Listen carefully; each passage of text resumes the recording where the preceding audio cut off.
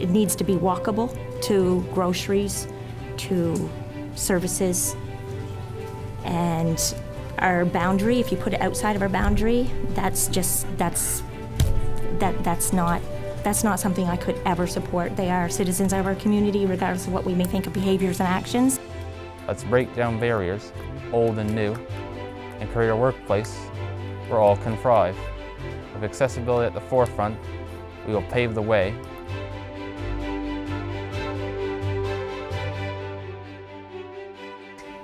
Welcome to This Week Uncut, where we take a look at the top stories of the week from CHCO-TV and The Courier. I'm Vicki Hogarth. And I'm Nathalie Sturgeon. We begin this week with two motions in St. Stephen on the homeless shelter. Tell us a little bit about what happened at the council meeting. I hear it was a packed room with residents, a lot of concerns, a lot of ideas. What was it like? Yeah, so for the context, this started several weeks ago. A concerned group of citizens made 3 attempts to make a presentation or a delegation to council. They sought a lawyer to deal with that situation. And then the council also sought legal advice. So it was a bit of a back and forth. We met with that group as well to share their story. And they talked about, being woken up in the middle of the night by people screaming at each other, about, witnessing what they believe to be, drug deals happening just off the side of the shelter. Incredible moments of violence, mainly men against women. And so they wanted to express to us that this had, drastically changed their quality of life. And that's what they wanted to communicate to council. And so when they came to council on October 15th, finally, when they were given permission to do this presentation, they asked for 3 things. They asked for the relocation of the shelter, that it both meets the needs of the people who live at the shelter, but also the community at large. A task force to be created with everybody at the table, so the provincial government, the council, but also the community members, and that bylaws be enforced. Okay, and where are we at this point in time with, I know that's very soon after the fact, but are these things that council is looking to take forward? The homelessness task force, for instance, is this something that is in the works now? Yeah, so it is. And for clarity, municipal councils are not responsible for housing or homelessness. They have a limited toolbox with which they can exercise. And as you would have seen a few episodes ago, we spoke to Dr. Julie Woodhall-Melnick, who said that council's role and responsibility in this crisis is removing red tape for developers, nonprofit organizations, to get them involved in building housing quicker, but also to advocate on behalf of their constituents, both the unhoused constituents, but also the people in the community who are experiencing living and working around visible homelessness. So last night, in credit to the council for working quite quickly to bring this forth, they created a task force. They voted unanimously in favor of creating this task force, and the composition, according to them, will be flexible in terms of who gets to sit around the table. And hopefully that involves, the provincial government, the municipal government, the operator, and the community, which is what they originally wanted. Okay, and while that sounds like a great step forward, nevertheless, when we go back in time, especially for people who are new to the community, if we go back about 2 years, that's when this council did put forth a declaration of a state of emergency for St. Stephen regarding homelessness. So this is 2 years that we are still in this very critical state of trying to figure out how to handle the situation we are in. I know around that time there was a study done by a group of citizens in St. Stephen at the time to take a look at what are the numbers. Let's get some data on the situation for a small community. So it was between 70 and 100 people that were homeless at the time. We think that number is probably around the same right now. And I know there's always concerns that are the people who are experiencing homelessness in St. Stephen actually from Charlotte County? And I know at the time that yes, the majority, the vast majority, I think there was about 2 or 3 that were not from the area and were maybe just passing through, maybe had relocated, but it was a very small number. Most were Charlotte County people. So again, these numbers still seem to be around the same data that we are dealing with, and the situation doesn't seem to have improved. Well, it hasn't improved because there's no housing for people to go. And when we spoke to Julia Woodhall-Melnick, she said, it's easy to stigmatize homeless people because you can't close the door. You can't. There's no hiding homelessness, and I think potentially it is difficult for communities to believe that this could be happening in their backyard. This could be happening to people who are their friends or coworkers or were their friends or coworkers. But no one is immune to the cost of living crisis, the housing crisis, all of these crises that we've been dealing with for so long. It's challenging to understand why it's happening in St. Stephen. Nobody really has the answer to that. But the council has taken the first step in creating that task force. This will be one of the asks kind of checked off the list.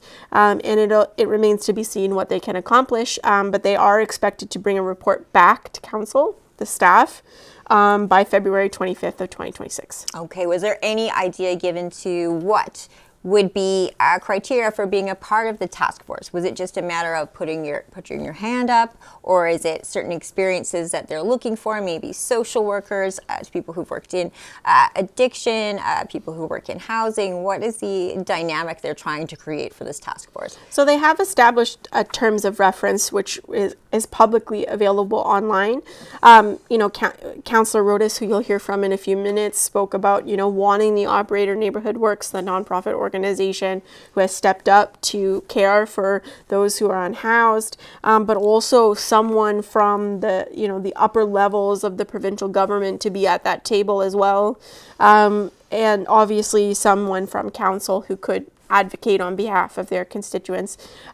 So that terms of reference is available for folks to read, and presuming that the community is going to be at the table, I would assume that anyone who wants to help can put their hand up and potentially be a part of the task force. Okay, I know in other cities around Canada, other cities and towns, things like personal experience have been very useful on task forces that have come up with solutions. People that have experienced addiction, people who have experienced homelessness themselves, because they can offer insight that I think the average person, I'll give an example right now. I think that we've had a lot of talk in New Brunswick over the years. I'm thinking back to I think it was Chris Austin who brought up the idea of mandating rehabilitation for people with addiction issues, experiencing homelessness as well.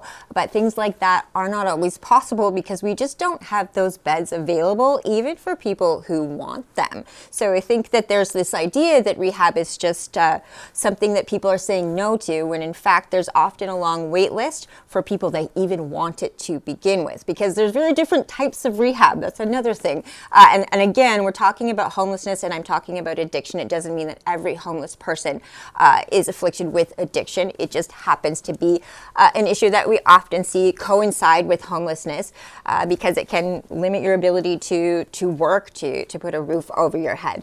But again, mandating things like rehabilitation is just not a reality when you don't have those beds available across the province, because there might be rehab centers, but it's important to realize that not all of those are government rehab centers that would be covered by healthcare. Even then, in places like Ontario, they will offer, I know in the past from a good friend of mine who actually used government rehab in Ontario, he was offered the chance to pay $1,000 to go to the top of the wait list. So he was on a wait list and they said, if you have $1,000, we can move you to the top. So again, and that factors into stigma, because if we don't treat addiction like it really is a disease, what does that tell people?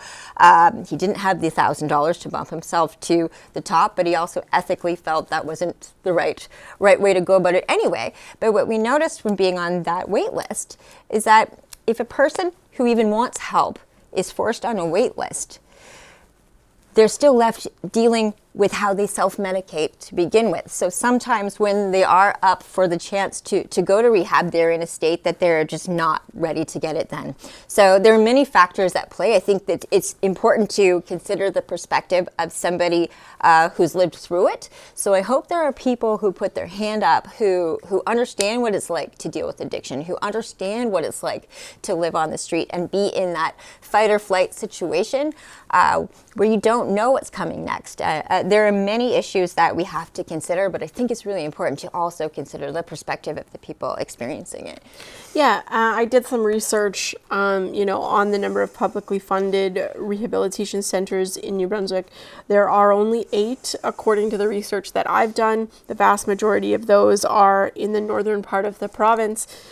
Each rehabilitation center would only have a certain number of beds. I do understand that there is a wait list for those beds. I believe there's only 1 or 2 in southwest New Brunswick, and they're not located in Charlotte County. They're in St. John. So it is extraordinarily difficult to access that. And Neighborhood Works actually pointed to that directly when we spoke to them about the story for the concerned citizens. They said there's nowhere for anyone to go. So they're treating the symptoms, not the cause.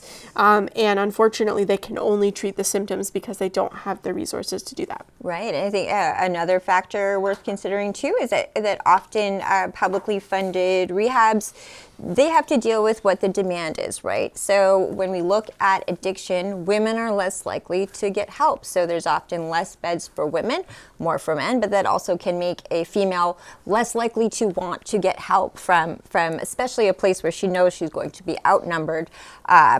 And that could be a reason why. Also, there's also the fear that you might lose your kids if you go get help. And then also, if it takes you out of your own community, you won't be with your own support system too if you have to go an hour, 2, 3 hours away to get help at whatever point in time you're able to get it. So there's a lot of factors why just getting help is difficult, and that's important to consider as well. It's not that it's just readily available for anyone and people are saying no. Yeah, it's difficult. It's a complicated conversation, and Right. there's no one I've talked to that has been able to say, we have the solution to this crisis, and that's what it is. It's a life and death crisis, and councils are dealing with it more acutely than they were perhaps 4 or 5 years ago, thinking back to COVID-19, if you can remember all the way back to 2020. But certainly it is symptomatic of, a system that has been facing pressure for many, many, many, many years and is now coming to a head. And Minister responsible for housing, David Hickey, will tell you that this is a 40-year car crash that we've been watching happen and doing nothing about. And so now we're dealing with the consequences, not only of the cost of living, but the lack of development of housing, affordable housing in particular, which is 30% of someone's gross income. And that exists on a scale, right? It depends really on how much money you make. But what was more interesting to me was the second motion that came to council. It was brought forth by Councillor Marg Harding, and the motion was to remove or relocate the shelter outside of the municipality's boundaries, which is very confusing because the municipal boundaries for St. Stephen are incredibly large. So I question, where do you put this? Are you putting this in Bayside, which is technically, I think, St. Andrews? When you think about geography, are you putting this in Lawrence Station? Part of Lawrence Station is part of it. You're essentially, are you suggesting we put it in the woods? And so that motion was, I think, part of what the Concerned Citizens Group wanted, but I don't know that they meant, although I shouldn't speak for them, but certainly it was a surprising motion to see. To move it out entirely of the municipality, I imagine some of the concerned citizens were hoping it would relocate to another area in St. Stephen, but not out of the municipality, like you said, that is quite large now altogether. But this was the motion that Councillor Harding put forward, to remove it from what we would consider St. Stephen now. Yes, exactly. So the municipal district of St. Stephen, which includes Oak Bay, Oakhaven, and so what that means is those people will be further away from grocery stores, services, and things that they would need. it's important that the motion was eventually defeated in a vote of 2 to 5, I think. And some councillors supported the motion, others spoke against the motion, others said nothing. So it was a tense room to be in. The chamber was packed. And typically there's, a few people who come regularly. And shout out to Chandra Best, who's always there asking great questions. But this was a full room who was waiting for an answer on this motion. We're going to take a listen to Councillor Joyce Wright and Councillor Emily Rodas on why they were in opposition to a motion to relocate or remove the shelter from within the municipality's boundaries. I have one, perhaps two.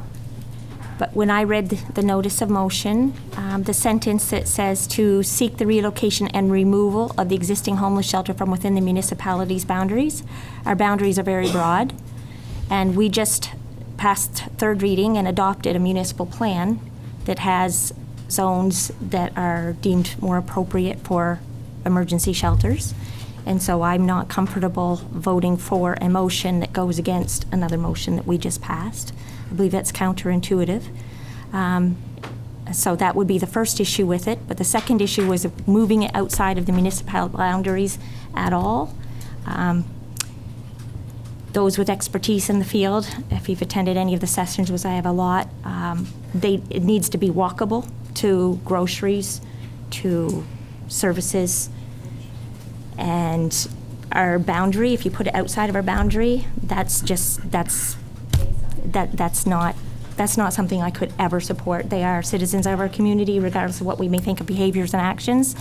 They are somebody's child, somebody's mother, somebody's brother, somebody's sister, and there have been a lot of success stories come out of the shelter if you take the time to ask about it. And while the current location may not be ideal, I think everybody agrees that, but to say we're moving it out of our municipality altogether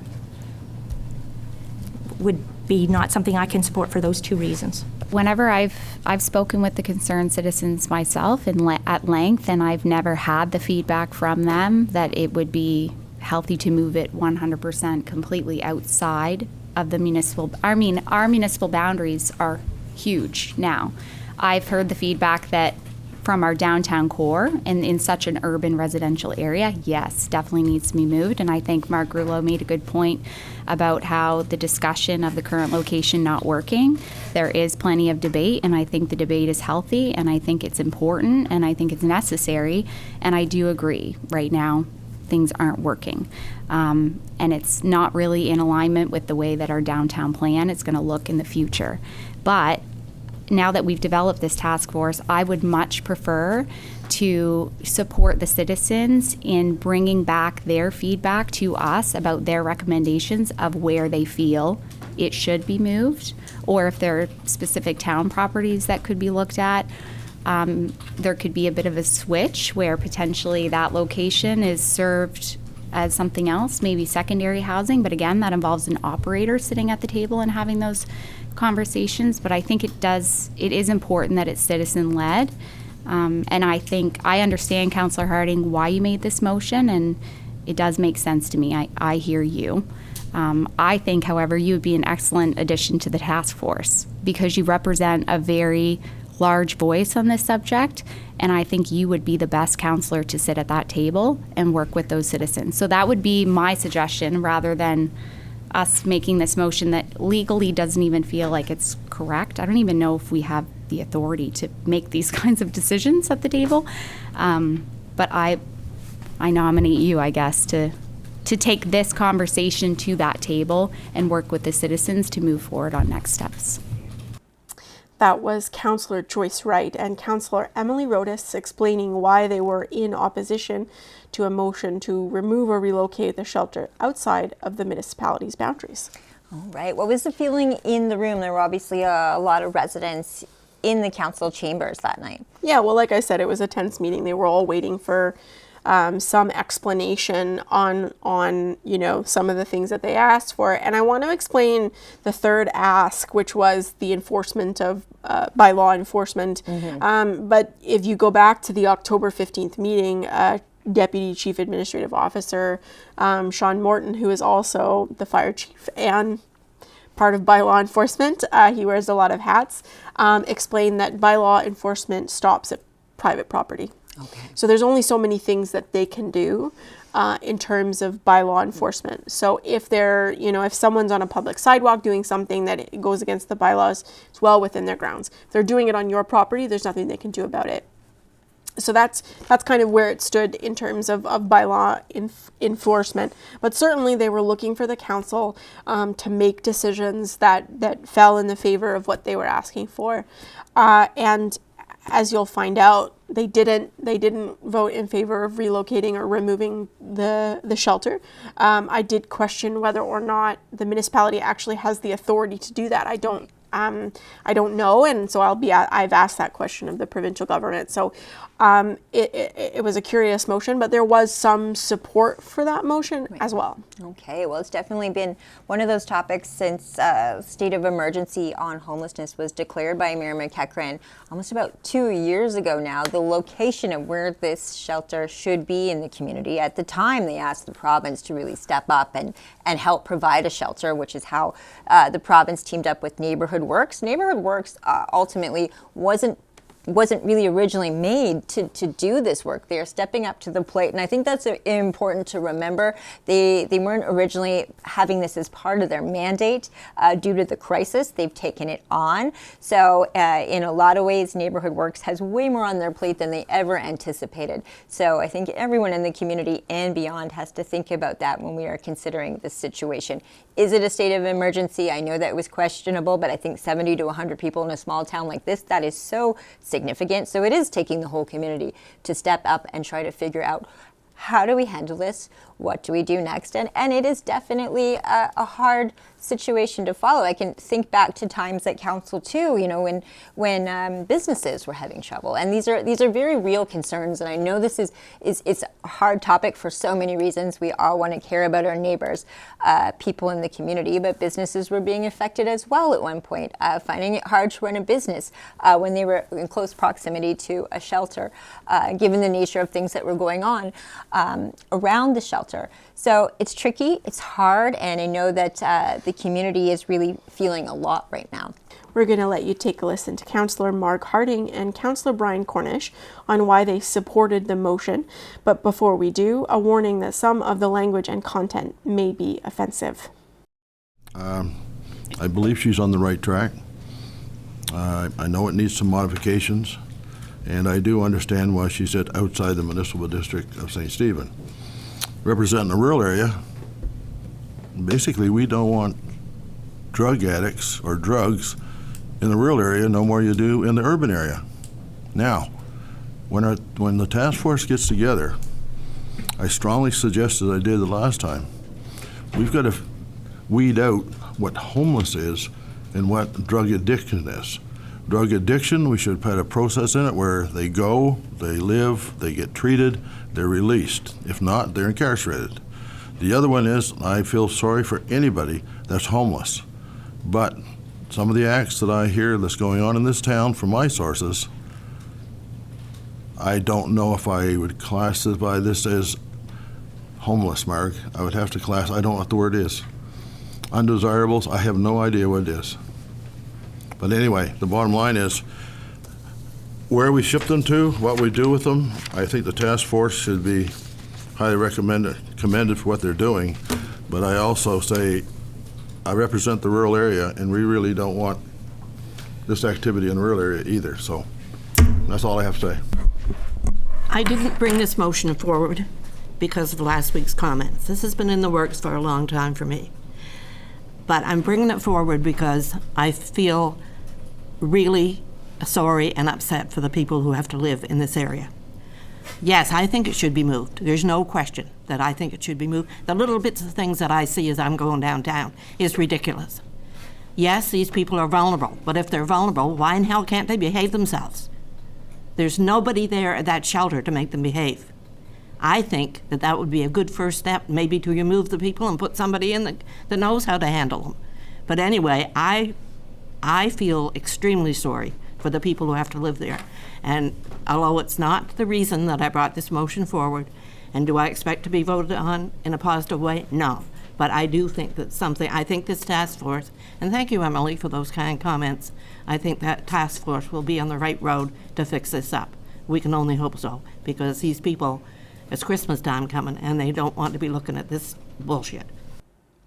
That was Councillor Mark Harding and Councillor Brian Cornish, and again, we apologize for any content or language that may have been offensive. So you can tell that this debate was something that was filled with emotions and strong opinion, and symptomatic of a community dealing with a crisis that potentially they're not prepared for. And I remember when Councillor Harding ran for council. She's been a fixture on council for quite some time, but she said that she didn't mind being a one-issue councillor, and this is very much an issue that she has been concerned with, and she has a lot of support from people in the community that feel the same way she does. So while her perspective to some might be the opposite approach, she does have a lot of support from people who do agree with her that they don't want to see it in her community. There is this concern too that you hear a lot in St. Stephen from people who worry that because we talk about this a lot on this show, that the services are in St. Stephen, so while you might not see the same level in St. George, St. Andrews, it's because Charlotte County people, St. Stephen is most of our hubs, right? Whether it's to go to the hospital, to go to a big superstore and things like that. Service Canada's there, all these things that really do make it our like biggest city in our county. So that's why St. Stephen is struggling a lot with this issue. It really is heavily concentrated there for Charlotte County, and the perspectives in St. Stephen are varied. Yeah, and they're all valid. They all, I mean, we can all feel things about our community changing, and that's very real. It's going to take collaboration on the part of the provincial government, the municipal government, and the community to come to a solution that works. And I spoke to Minister David Hickey about these motions and about the things that passed and didn't pass. And he said, while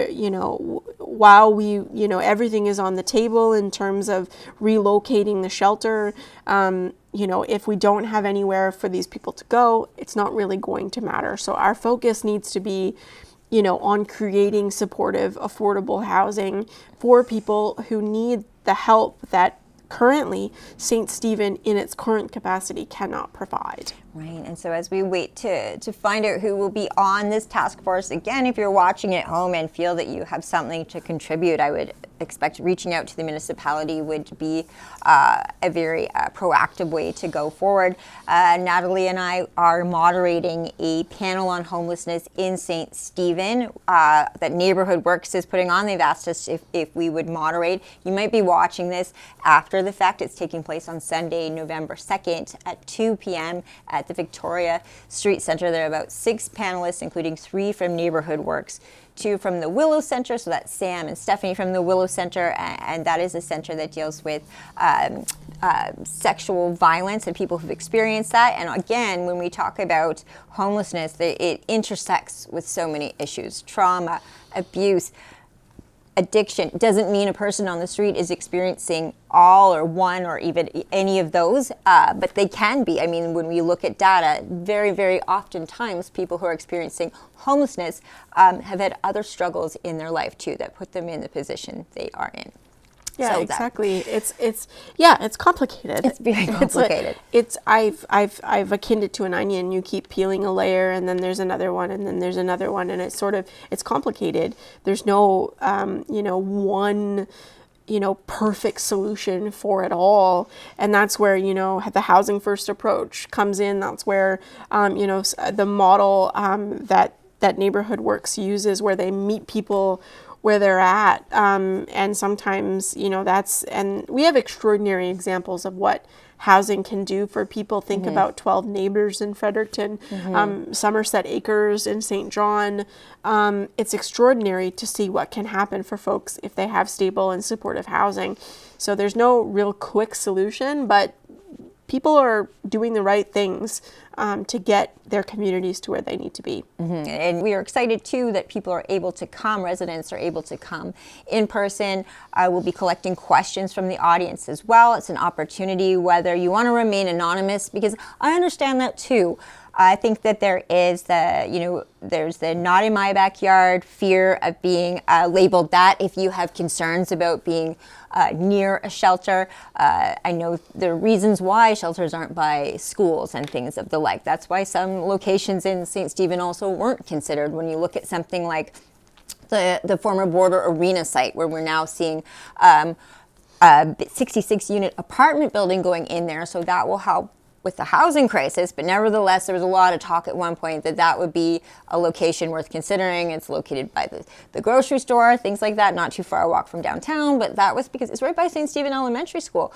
So there's a lot to consider when trying to find the right location as well. But again, this community conversation that we're moderating, hearing from the panelists, hearing their perspective, hopefully will demystify a lot of the issues. I think misinformation or even a lack thereof information, sometimes just not understanding the issues themselves can lead to ideas that aren't helpful as we move forward. So hopefully this conversation will allow people from the community to at least get some clarity on the issues we're facing and what we do have available and what's needed. Yeah, I hope we can keep the conversation going and that it can be respectful and open and constructive. We're going to take a quick break, but when we come back, we're going to visit A Day for the Ages. There are certain central concerns that they're not particular to a particular domain, and going from there.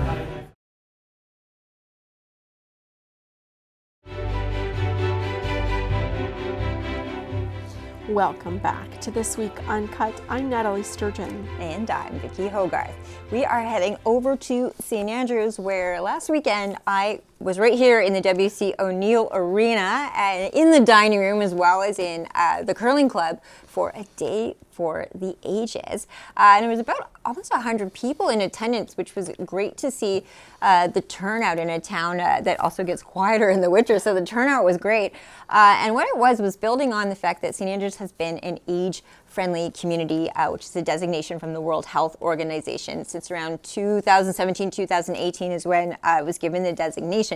Back in 2018, we had the first Day for the Ages, again, right here in the arena, where they came up with a 5-year action plan of how the town could become even more age-friendly. Now, I know that sounds like it's geared towards seniors, and, I think that there were a lot of seniors in attendance, but I also think sometimes the older we get, the more community-minded we become, too.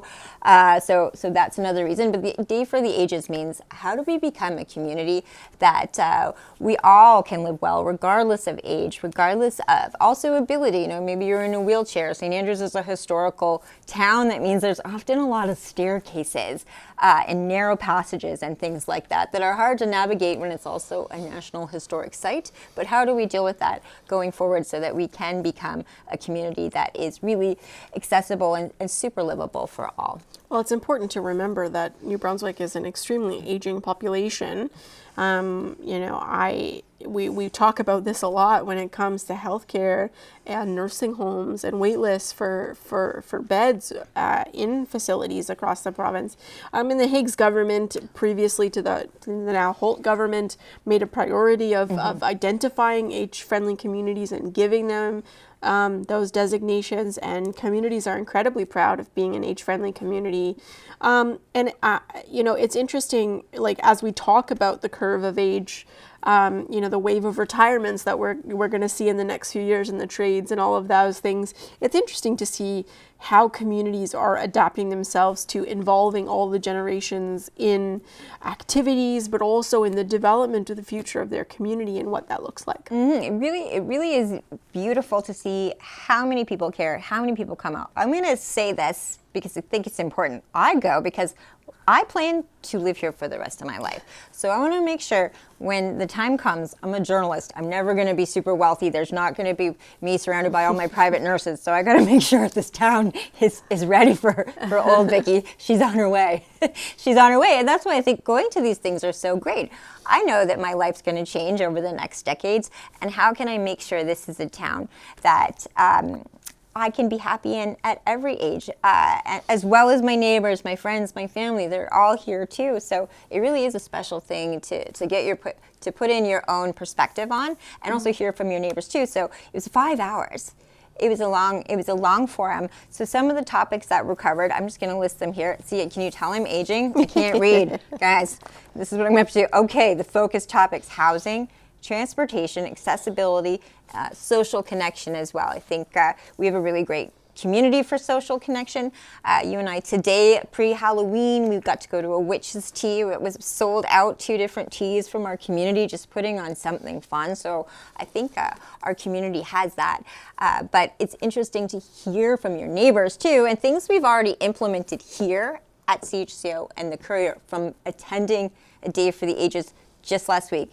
I'm very excited to tell you at home if you were at a Day for the Ages, because one of the things that came up was that people, regardless, there's no central place to find out every event that's going on.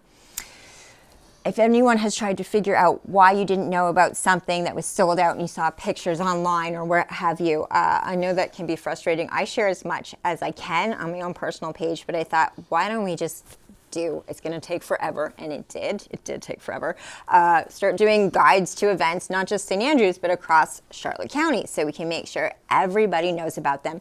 We'll also print some of those in the Courier. So you and I put together, with the help also of a really awesome lady in St. Stephen, Leah, thank you for your help with coordinating some of these Christmas events, because they're hard to find right now. But yeah, that's one thing I've implemented already from A Day for the Ages was, okay, let's start publishing week to week community events so that everyone is aware what's going on. So if you're watching this at home right now, news at CHCO.TV. If you've got events coming up, please send them in. Even if you just send the poster, we're going to start publishing every week a list of what's happening. So if I don't hear from you and I can't find it, it's not going to be in there. So let's start doing this and better coordinate. But I was fascinated by the conversations that were had, the ideas that came out of it.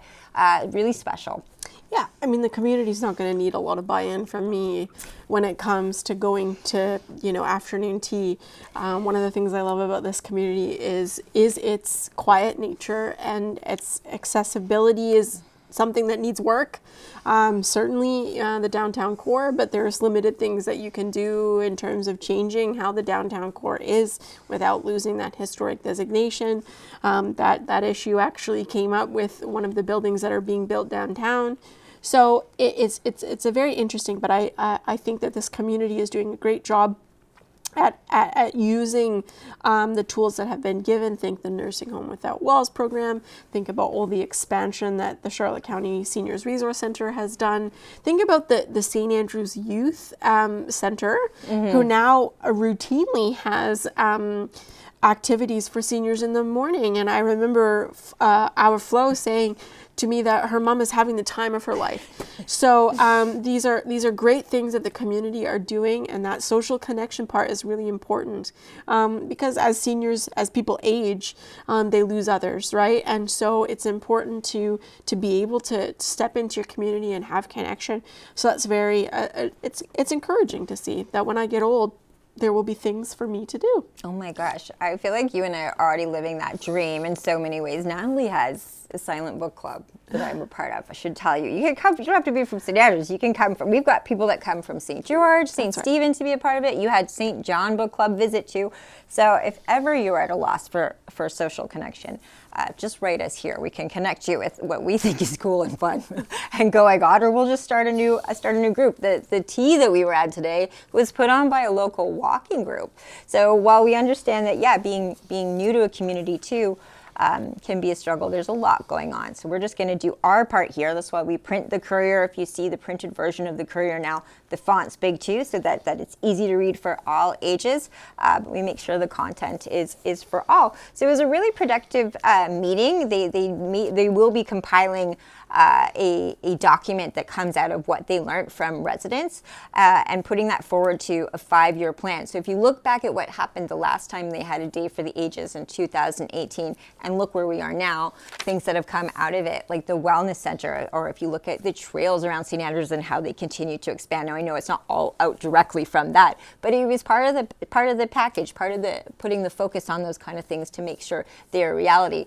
I know that on the horizon too, while this isn't necessarily something that I was focused on while at a Day for the Ages, I will be sitting down next week with Carolyn Davies and some others from the Passamaquoddy Lodge Foundation to take a look at where we're at now and to see what they're hearing, or hearing at all if they are hearing from the province, to see what next steps are being taken, because that is a new big project for the community that, well, it's been underway for quite some time, one that a lot of people are hoping to see get off the ground very soon. I remember being here when I worked for Global News, interviewing the former mayor, interviewing or trying to speak to MLA Kathy Baucus, who was in government at the time, about this, unique model that they were trying to create, the Passamaquoddy Lodge. And at that time they said they were close, and now we're, I would say probably a year and a half away from where we were then. So it'll be interesting to see what the government has told them, or what the government is intending to do with that, with the lodge. When we come back, we'll be hearing from Camden Hatt and Noah Carr from Community Living in Eastern Charlotte about National Disability Employment Awareness Month. Stay with us.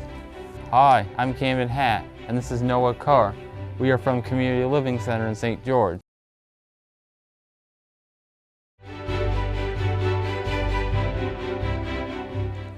Welcome back to This Week Uncut.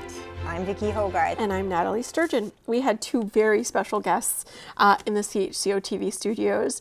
Camden Hatt and Noah Carr came to visit us. Noah comes every Friday, or once a month on Fridays, to do Learn to Sign with Noah Carr. So what a privilege it is to have him come, but this was a special Friday. Such a special Friday. Yeah, every time Noah's here, it is pretty much the most joyful day around. It's better than coffee. He comes and eats for 2 hours. He teaches New Brunswickers sign language on television. I'm sure you've seen them. They are our educational commercial spotlights. I can tell you, if you're watching the Blue Jays, Blue Jay, that's how you do Blue Jay. That's how much sign language I've learned over the years from Noah Carr, who's been coming here for 5 years. It's an incredible amount of time that he's been working with us. I've been to his high school graduation. I've been to all kinds of things with Noah.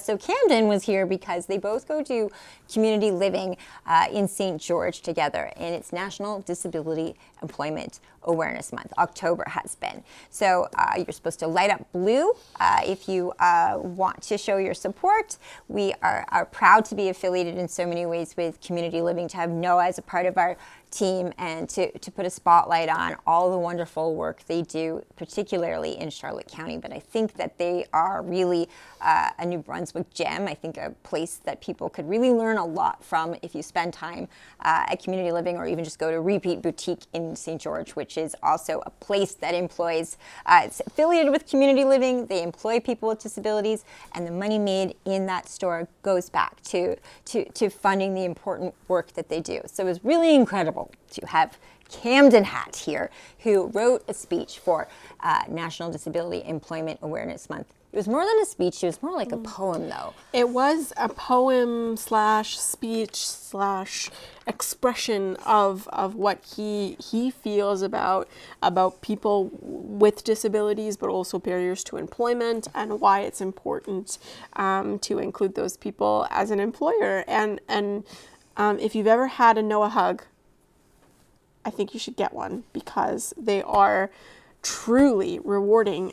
It's wonderful to see him. He's always excited to be here. He loves TV, and for a very long time, since I've started working here, he's always pointed at the news desk and this one of our big studio cameras. He wanted to do it. He wants to do it here.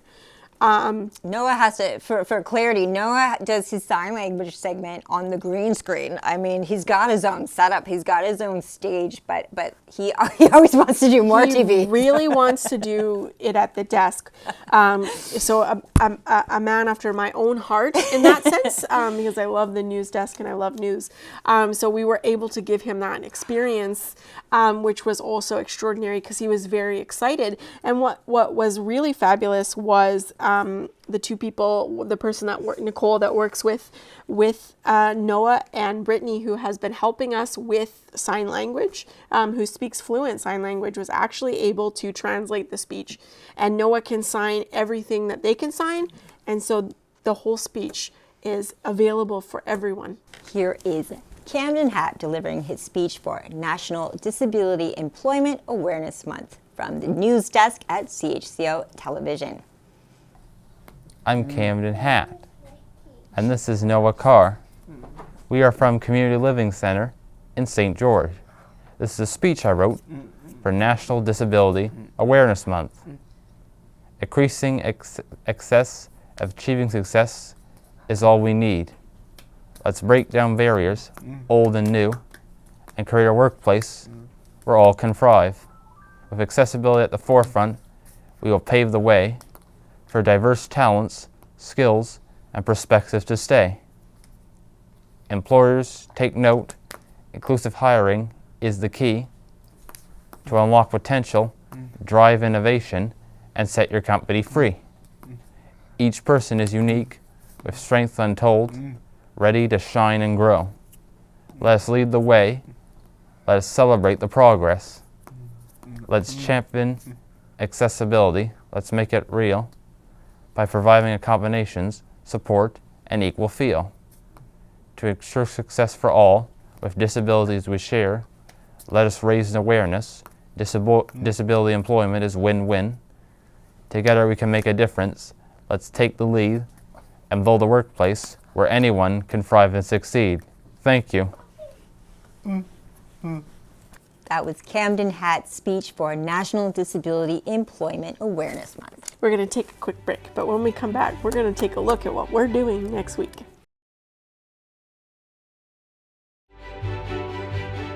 Welcome back to This Week Uncut. I'm Nathalie Sturgeon. And I'm Vicki Hogarth. Looking ahead to next week, as we said earlier in the show, by next week we'll have moderated that panel on homelessness in St. Stephen. So we'll be excited to take a look back on it and hear what the public wanted more clarity on, what their questions and concerns were. And honestly, we'll be able to talk next week, a breakdown of how the panel went. Absolutely. I'm excited to speak with these panelists, hear their thoughts. We've developed what I think is a pretty good format for the panel, but also, the audience participation is going to be important when they put their questions and we read them and get panelists to answer. So I'm excited. And it's going to be a busy week. We say that every week, but we are going to also be checking out a number of things over on Graham and Ann. They have the hangar opening at the airport, so this is a big deal for the Medevac that's over on the island to have this hangar officially open on Monday. So that's exciting for the island, and we will be getting underway very shortly with Santa's Helpers taping. So I know that as Halloween has wrapped, put away those costumes, get out your Christmas sweaters, and let's get ready to sing for the telethon. I'm already kind of in a Christmas sweater. I'm already ready. I'm ready. I know it's a lot of work for our team to go and film the kids. But I participated in my first one last year. What a crazy production. But what a fantastic thing that we do for the community, and that the community steps up. Lots of donations come in, and I'm very excited to do it again. We are also heading to St. Stephen Elementary School, not for Santa's Helpers, but for Career Day. So this is exciting. So we get to talk a little bit about the work we do here at CHCO and The Courier with the kids, try to recruit our next journalist, really young. That's really a forward thinking on our part. Certainly. I mean, I don't know that they want me to explain what it's like to be a news journalist, but I'm sure I'll bring them the joys of what it feels like to meet a deadline. And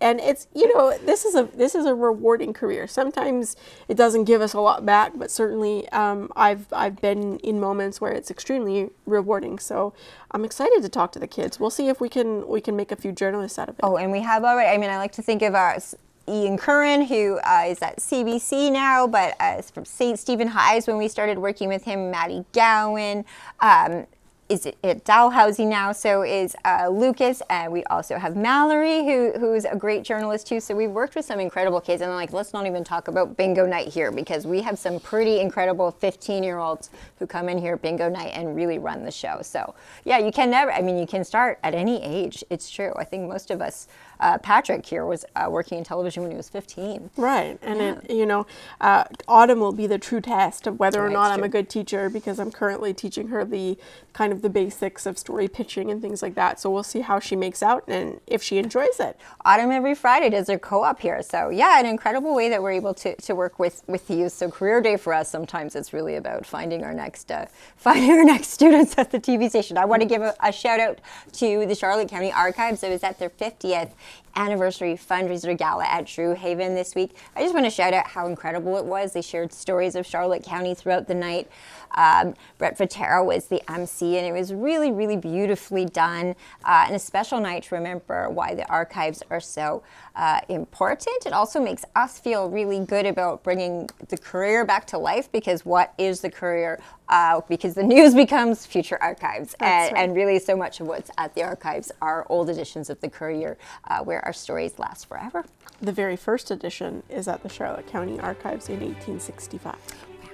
Well, I look forward to writing more chapters of the Courier with you next week. Thank you all for joining us.